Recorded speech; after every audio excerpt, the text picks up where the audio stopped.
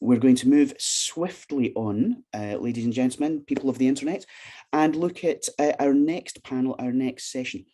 Next up, we're looking at something very close to my heart, which is looking at brands and gaming, a marriage made on device, something which I think more and more companies out there are starting to look at, because size, the diversity of the mobile games market is such that even the world's largest brands, luxury brands, are now starting to look at mobile gaming and go, we want some of that. So I'd like to welcome our next speaker, Emma. Good morning, Emma. Good morning. Hello, how are you doing? Very well, thank you. Very well. Thank you so much for joining us this morning. It's lovely to see you. Where are you joining us from? I'm joining from Amsterdam. Oh, fantastic. You see, Pocket Gamer Connects, we might not all be together, we might not be able to have drinks and network, but it's a global event in every sense of the word. Virtual coffee, it's all good. Yeah, I'm on my third of the day, so I should probably slow down. It's, as I say, it's a topic very close to my heart. I come from sort of marketing PR. I've worked with some of the brands in the very early days of gaming. So I'm going to be fascinated to hear what you have to say. If you're ready to rock and roll in your own time, if you please. Absolutely. I'm glad me just share my screen real quick, and hopefully I can keep you as interested as it was promised. So let me do my best. Fabulous. Take it away. Absolutely. And in Number 8's tradition, we're going to start with a pop quiz to get our brain going first thing in the morning. And I will play a fun game I like to call Which Game Theme Is This Song?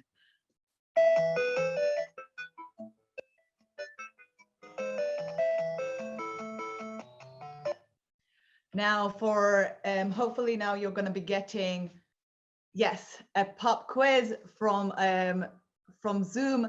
Please put in your reply because the top fastest winners or the top fastest 3 correct answers will even get a prize.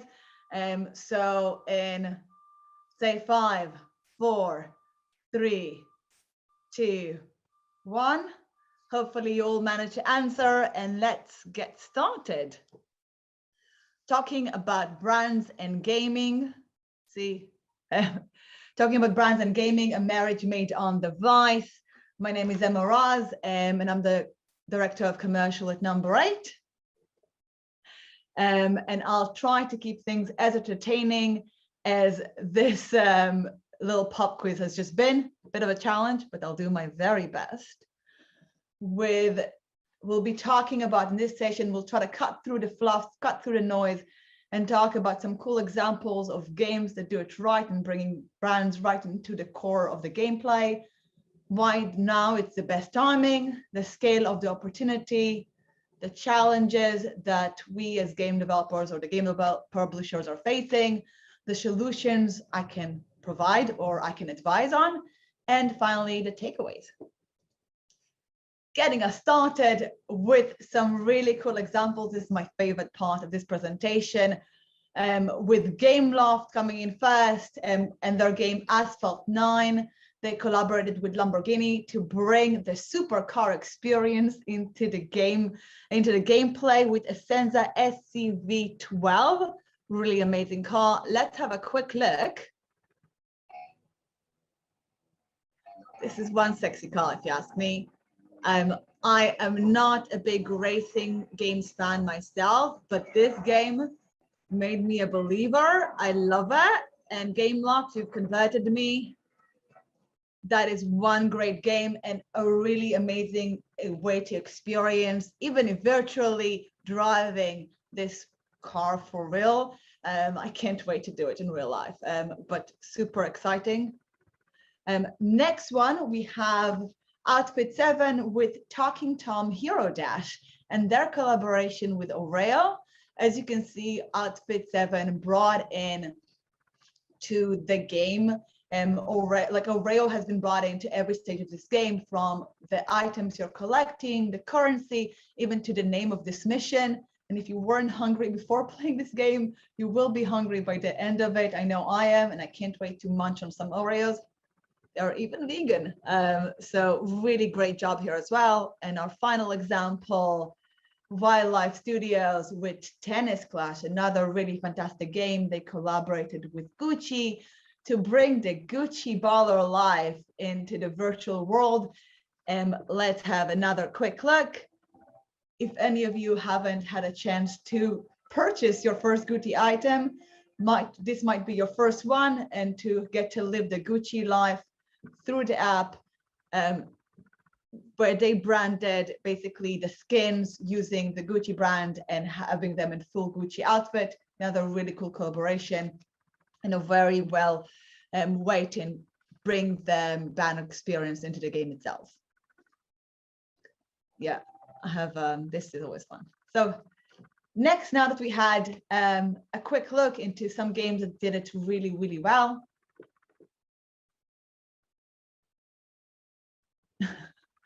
answering, I can see basically a few feedback already, so really good, keep it going.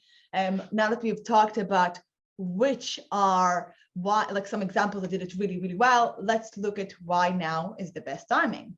From brand perspective, well, third of the entire world population is currently playing mobile games.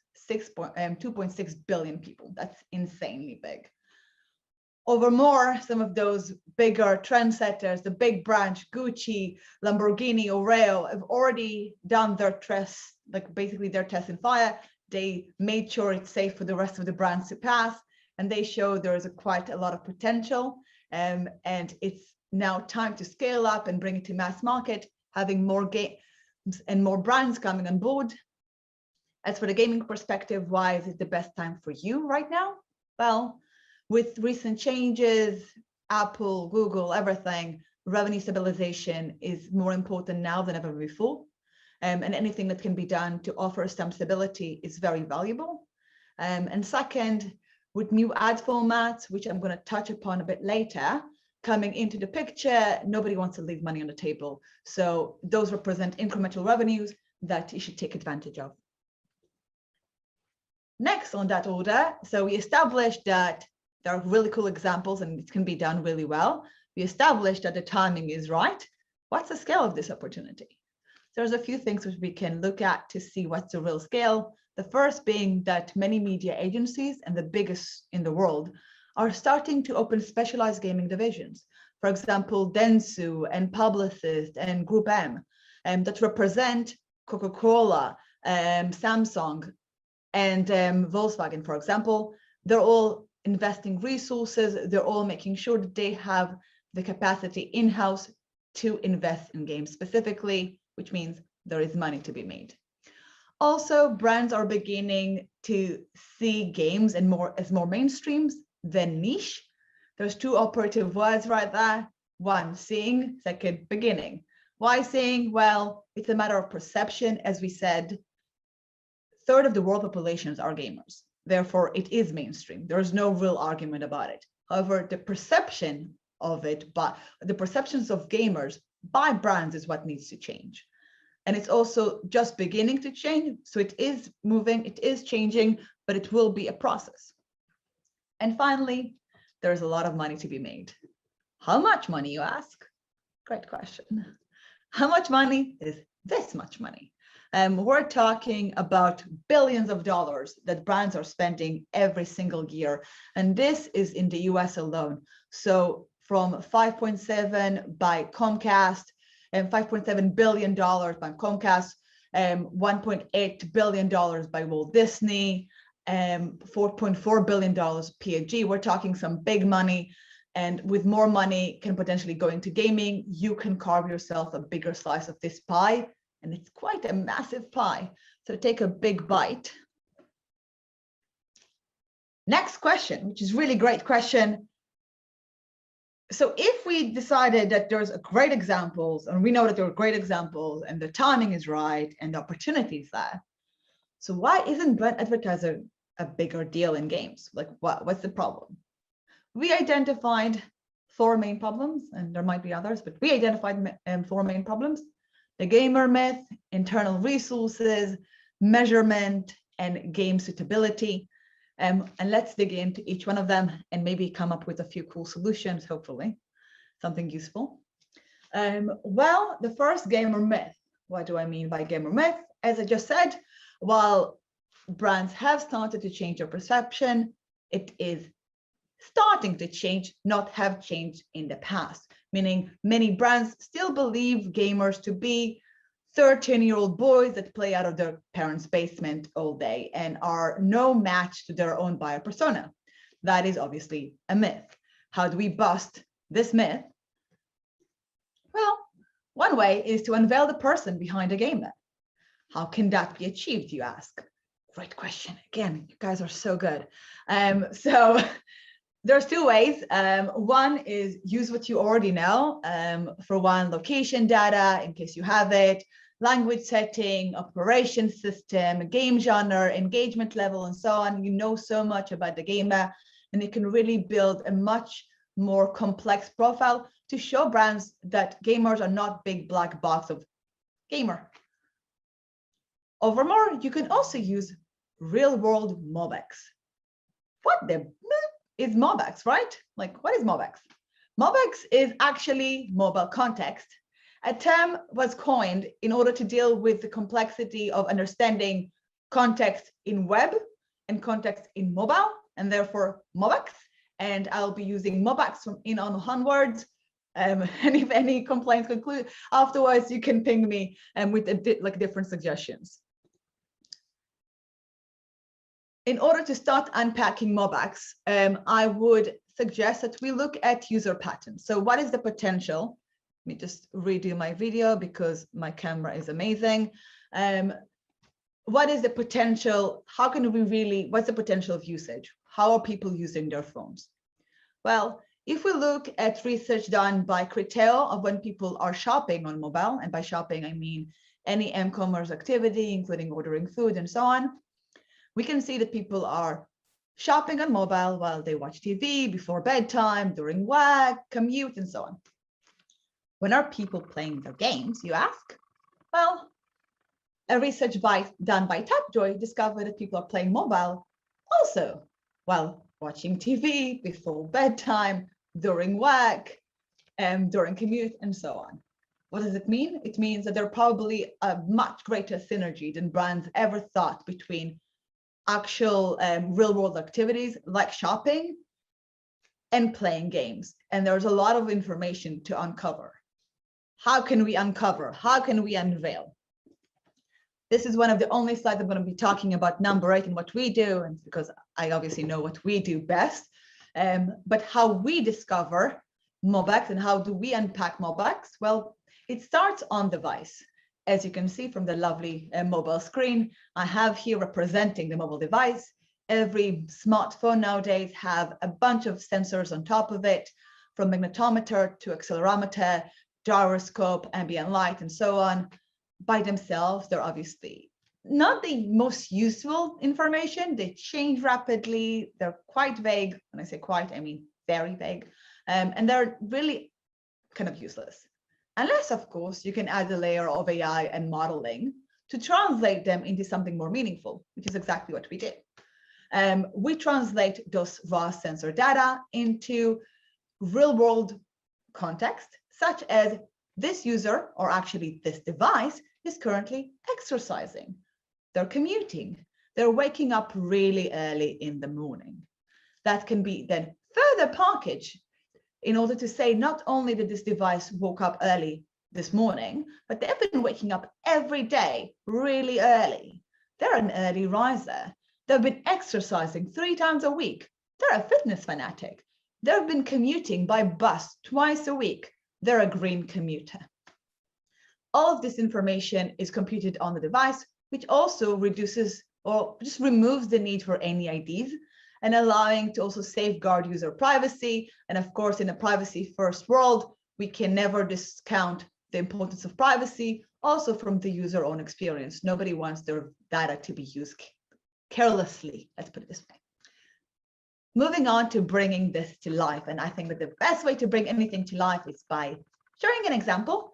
Now, for reasons I'm sure that all of you can guess, is I cannot disclose the name of the game and the brand. However, I can say that we ran a small test just to evaluate what we can get, what information we can possibly gather about this game for about 2 weeks. It was a simulation game with very, very small user base and below average retention. And when I'm saying below average, I mean people just play the game a few times before they churn. So very below average.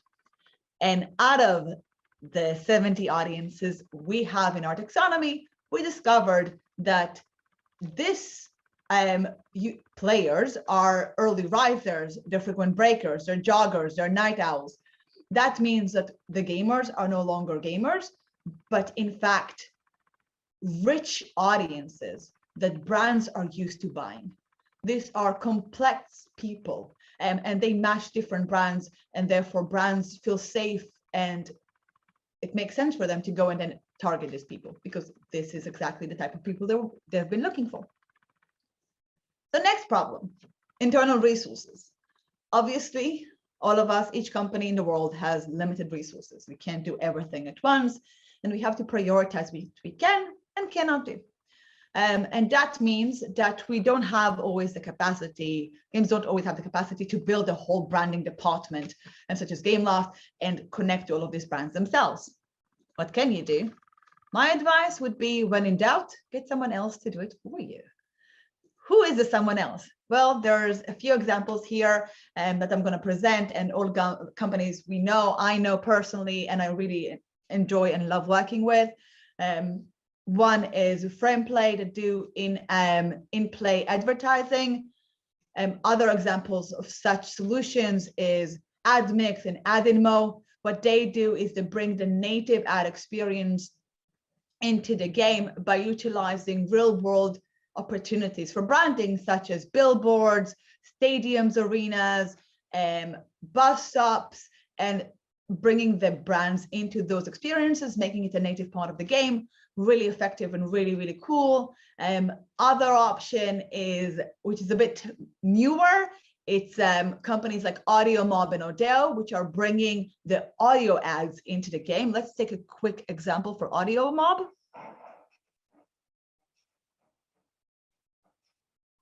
Whatever job you're searching for, you can find it on LinkedIn. First jobs, flexible jobs. So fantastic. What you can see here is basically that audio ads are being bought into the game. That's allowing the player to continue on playing, not disrupting their gameplay, but still monetizing the user in a quite effective way. So far, results have been quite very, very promising. And if anyone is interested to connect to any one of these partners, please feel free to ping me after the session, and I'll be happy to connect you to any of them. They're all very, very good companies to work with. Third roadblock, measurement. And that is actually something that is not the games, like the games are not the one causing this problem, it's the brands. Why are the brands causing this problem? Well, the moment that they hear the word digital, they're thinking, great, we're going to measure it as if it's a performance campaign. Obviously, if you're trying to measure something like a CTR for an ad space that has no click, you're going to get really shit result. Like then you're not going to achieve anything, right? Like, because there's no click, so it's going to be 0. That's not going to work out. What can you do? Sometimes a cheat sheet is the best solution. Now here you can just download your free PDF today.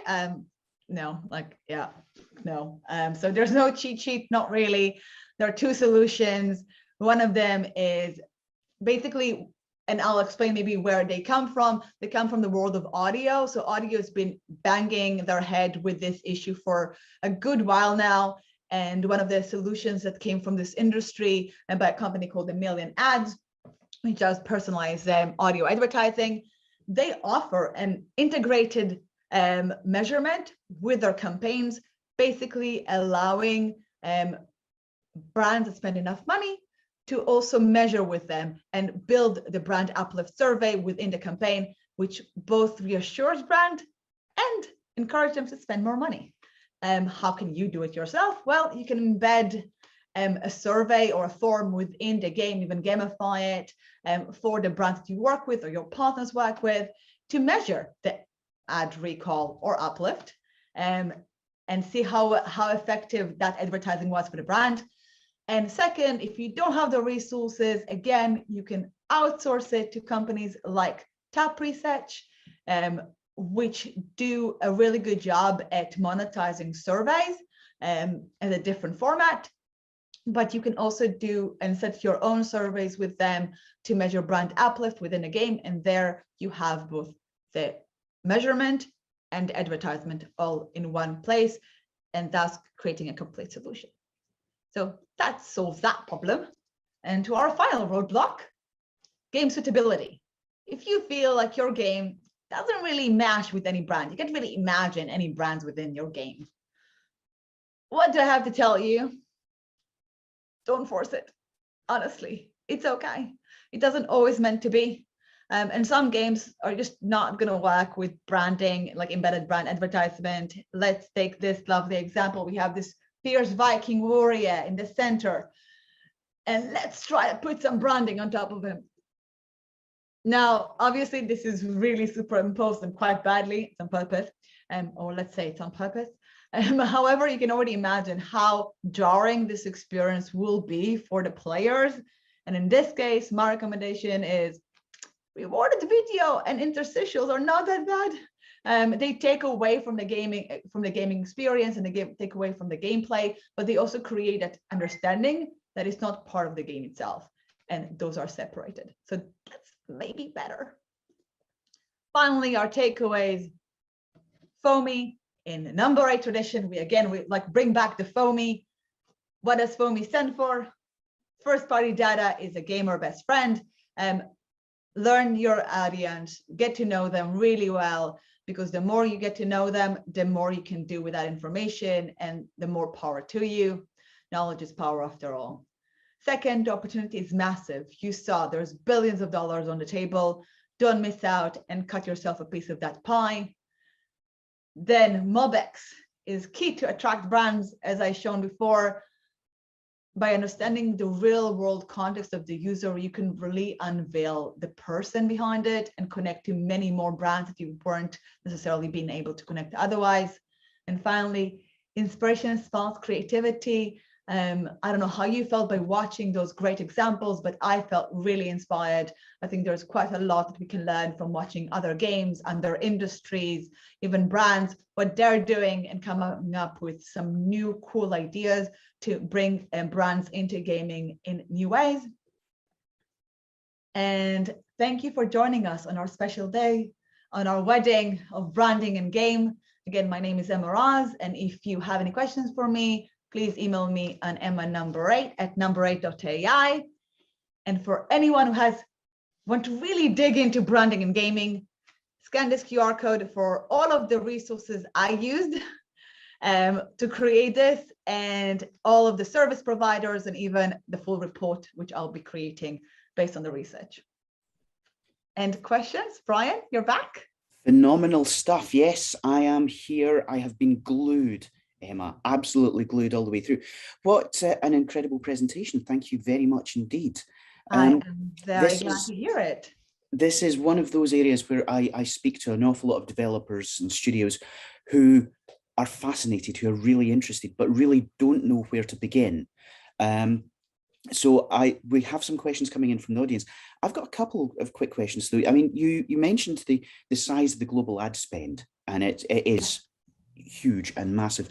Are there any other growth areas out there? Because we hear so much about, the traditional forms of media shrinking, whether that's print, whether that's, broadcast. Are there other areas competing with gaming, or is gaming increasingly getting it all its own way?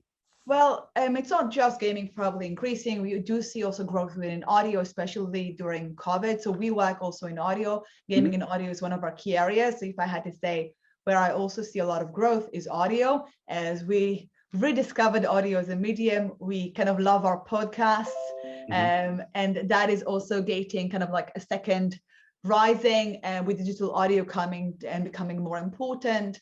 Obviously, connected TV is also something that is gaining a bit more traction, and we're seeing it a bit more.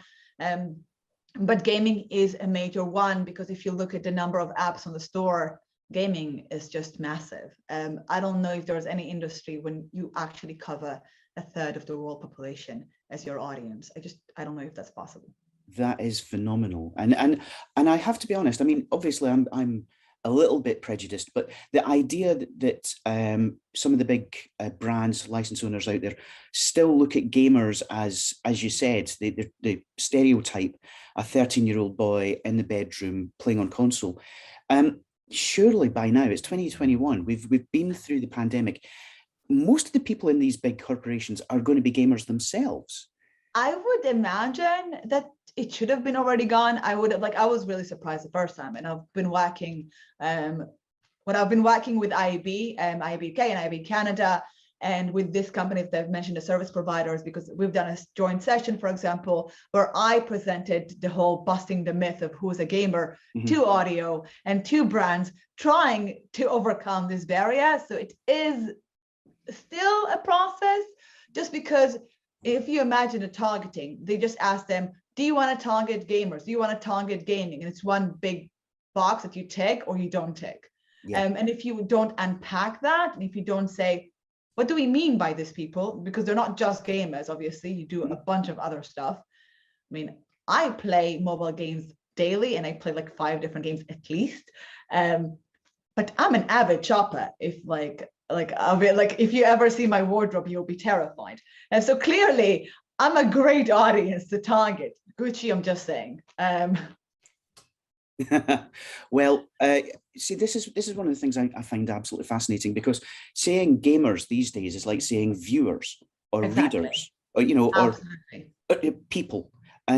It covers such a broad range of audiences and such a wide range of different audience types that it just seems crazy. Unreasonable? Absolutely. However, because they don't know how to unpack it, they have their own brand persona, right? So you have, that you're trying to buy McDonald's lovers, you're trying to buy night owls or morning, early risers, you're trying to buy these people. Now, you don't know which games they're playing. And because there are so many games and there are so many people and you have no idea how to find them, you can't target them. So you just don't bother. You're trying to figure, how can I find them in the world, and then go there. Because you're thinking, okay, if I'm, for example, a tea or a coffee and I'm trying to target people first thing in the morning, or when they're exactly in that mind space, how do I target them then? Or how do I target the right people that will really engage with that message?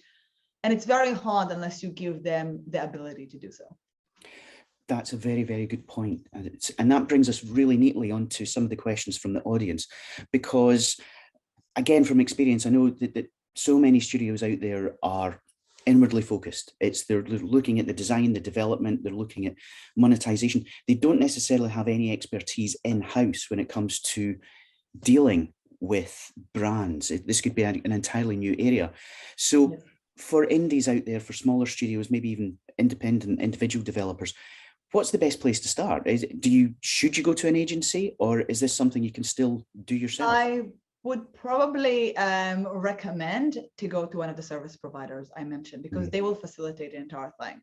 And when you don't have the capacity to build that, like going independently to studios, building all of that, because that takes a lot of resources, I would at least get started with a partner, with someone that does it and work with a lot of games to help you get started. And if you see there's a lot of potential, then invest in it further.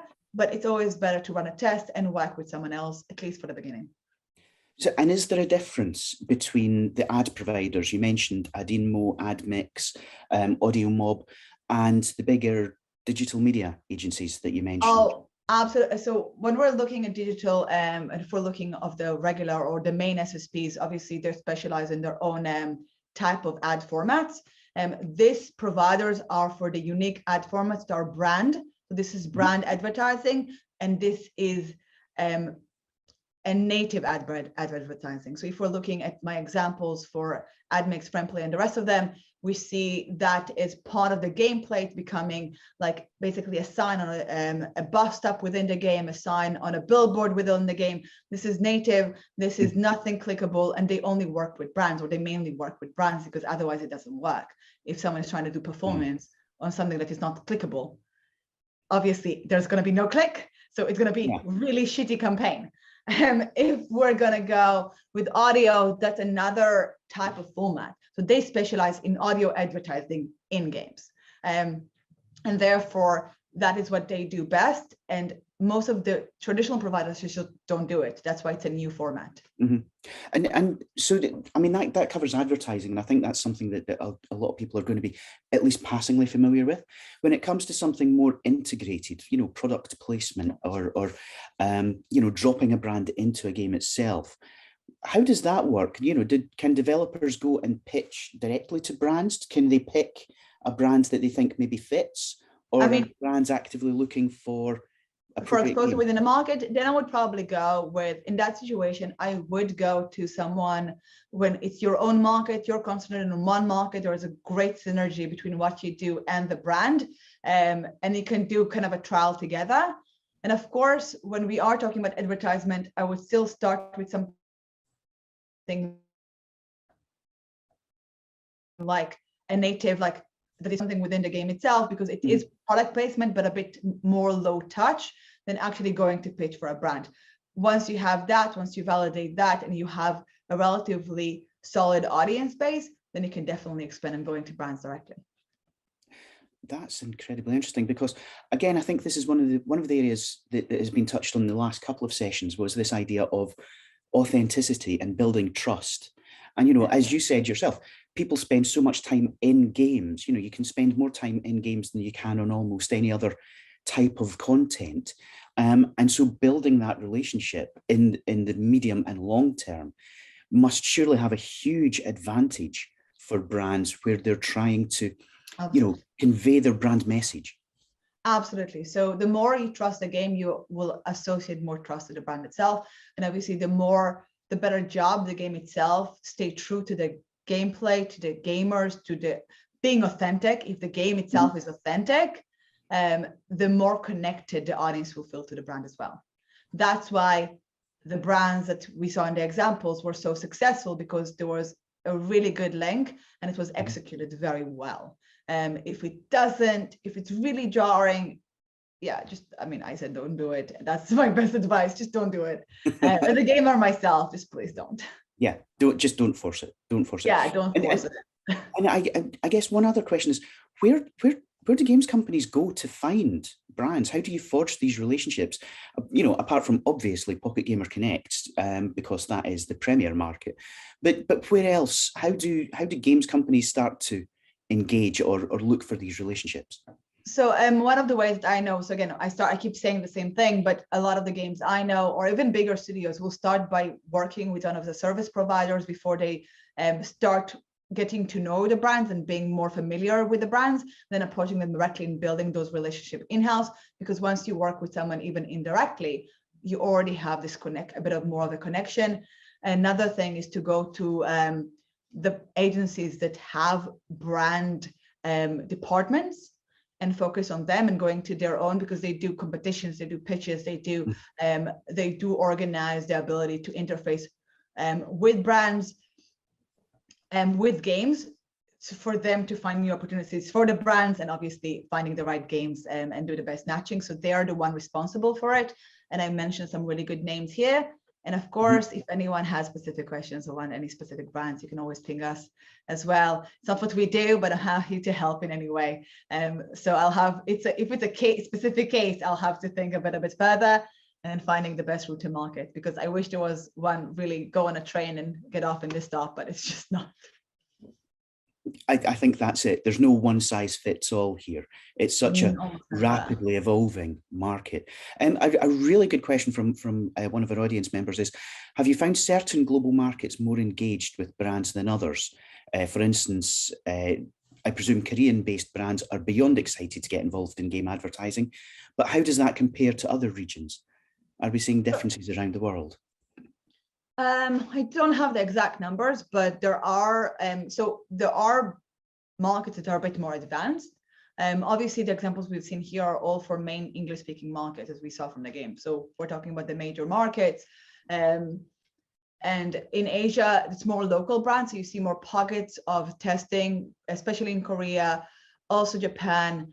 But those are kind of like more local brands as international ones.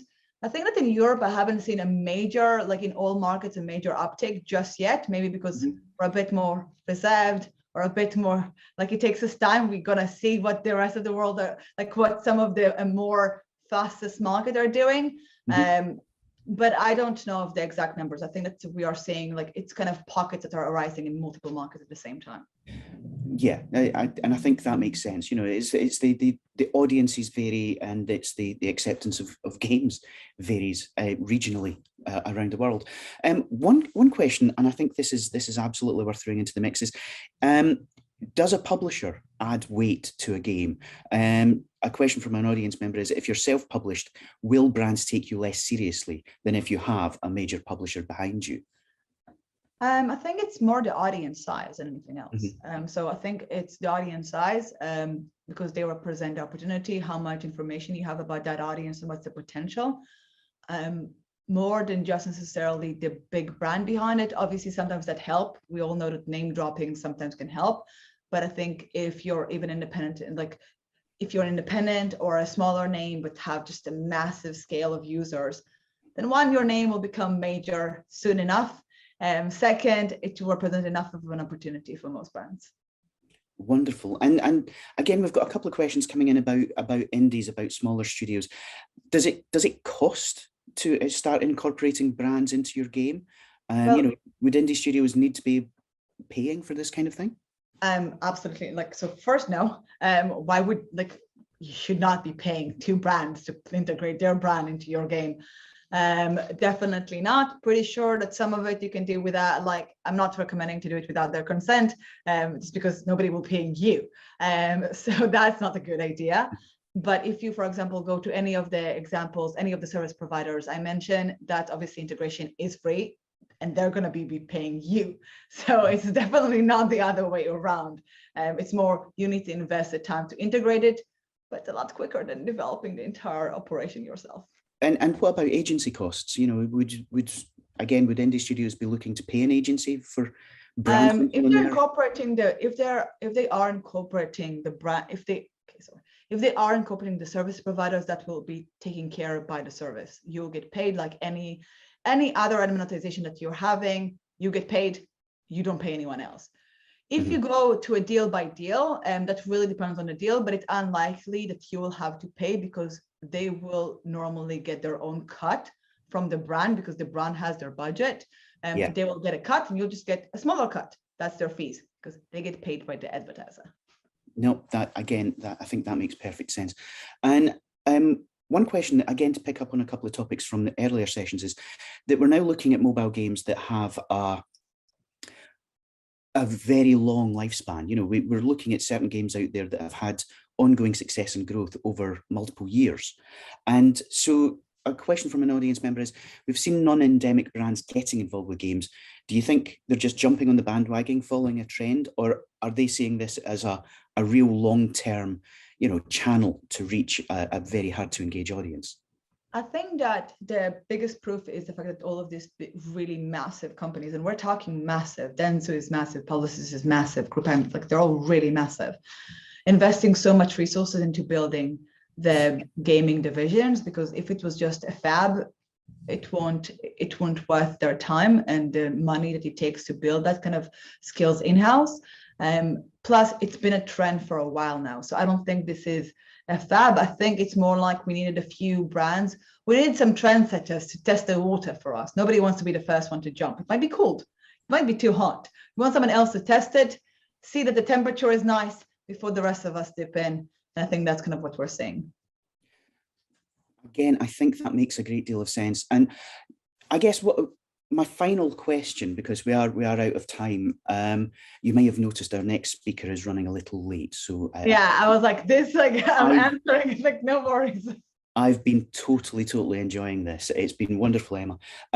So my final question is, where are we going? You know, we're starting to see in-game ads. We're starting to see interruption-free ads, whether it's visually or audio. What's next? Where do you see the interest coming from? I'm saying it's being driven by both departments. That's why when I said what's the timing, I'm talking about the timing because of brands, why it's really good timing for brands and why it's really good timing for games. It cannot be a marriage without both of them consenting, and that's why I also use the marriage analogy. With brands needing newer venues to engage with people, and with games just being massive and people starly finally starting to pay attention more, Mhm. which is fantastic. It just represents such a massive market, they can't ignore it for that much longer. And with gaming, we do see a lot of pressure to find more stable or new revenue streams or more stable revenue streams. We haven't even with iOS 15, which I know has been very disruptive. Mhm. I don't think we've even seen the end of the disruption that came from it with iOS 14.5. We're still ongoing disruption. And with chaos comes the normal human need for stability. And that's kind of what brands represent. So I think it's both parties will kind of pressure to come together, and hopefully that will bring some new, really exciting things. That's what a great way to finish. The mobile sector was born from disruption. It was I remember the early days of full page adverts for polyphonic ringtones, and then the App Store. And so prepare for disruption. I'm guessing the key takeaway is don't be surprised if everything changes. Absolutely, just accept it. It's okay that things are changing. It's okay that things are a bit chaotic. I love to say the way I work is organized chaos. It's always changing. I'm somehow trying to control the situation, but that's what I do best. And it's okay that it's not really organized. You have your method to dealing with change. You have your method of dealing with chaos, and you make the most out of the disruption. So that also represents a really great opportunity. Fabulous stuff. Emma, thank you so much. Thank you for bearing with us. Thank you for answering so many additional questions. I personally found it incredibly. If anyone has more questions, you're welcome to email me, ping me, or I don't know, any of the communication or the information I sent. In the end, feel free. I'm open to complaints as well. If you just want to send a long letter of complaint, just feel free to do that. Well, I suspect your inbox is going to be inundated with questions and comments and people getting in touch, because this is absolutely something that I think every studio out there, every game creator is going to find value from. So, Emma, thanks again. We really appreciate your time and the additional time this morning. I can't thank you enough, and we look forward to hearing from you again at some point soon. Absolutely. Have a lovely rest of the conference, everyone. Cheers. And you. Thank you. Thank you so much. Bye.